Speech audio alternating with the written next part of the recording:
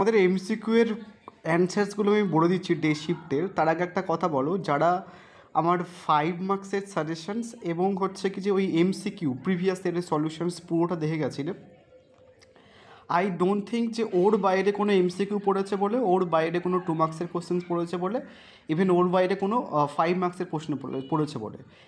দুটো অড প্রশ্ন আমি দেখলাম যেগুলো তোমাদের দিয়েছে, ওই দুটো অড প্রশ্ন যারা এমসিকিউর পিডিএফ নিয়েছিলে প্রিভিয়াস ইয়ারের সলিউশন, যেটা আমি কালকে পোস্ট করছিলাম, বাট একটা পার্ট পোস্ট করা হয়নি আনফর্চুনেটলি, ওখান থেকে একটা প্রশ্ন দিয়ে দিয়েছে, বাদ বাকি থেকে কিন্তু তোমরা পেয়েছো।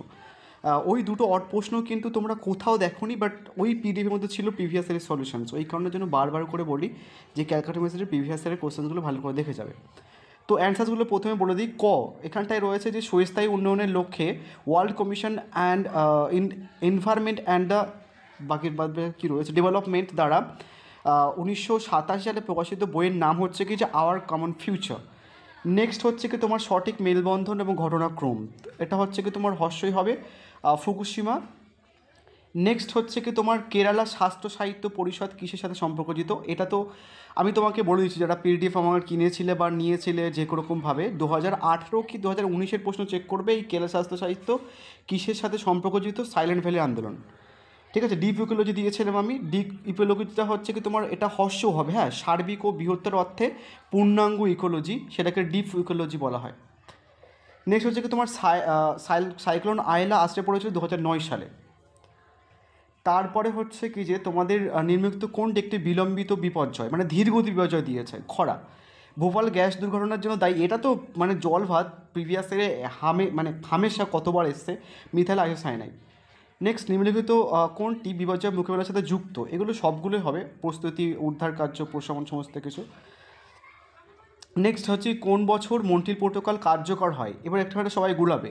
1927 সালে হচ্ছে কি যে মন্ট্রিল প্রোটোকল শুরু হয়, বাট কার্যকর হয় কিন্তু 1989 সালে।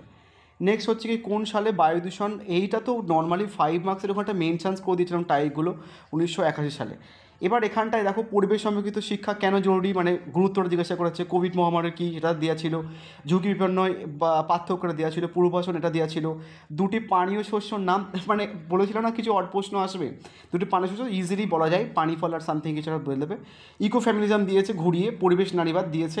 এই আমব্রেলা অ্যাক্ট তোমরা কিন্তু যারা প্রিভিয়াস ইয়ারে কোশ্চেন্স করেছো 2019-এর বা 2018-এর, এই আমব্রেলা অ্যাক্ট কিন্তু নর্মালি ওখানটায় দিয়েছিল, এমসিকিউ হিসেবে দিয়েছিলাম আমি, ওটা কিন্তু রয়েছে। ঠিক আছে, এটা তুমি কোথাও পাবে না। এই আমব্রেলা অ্যাক্ট আর কেরালা শাস্ত্র সামথিং, ওই দুটো প্রশ্ন অড, ওটাও কিন্তু কমন পড়ে গেছে।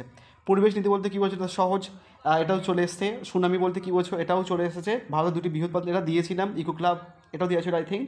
এবার 5 মার্কসের জন্য আর কিছু কী বলবো বুঝে পাচ্ছি না। 5 মার্কস হচ্ছে কি পরিবেশ ও মানুষ জীবনধারার জন্য বন্যার প্রভাব দিয়ে দিয়েছে, বিষ্ণু আন্দোলন দিয়ে দিয়েছে, কিয়োটো মন্ট্রিল প্রোটোকলও দিয়ে দিয়েছে।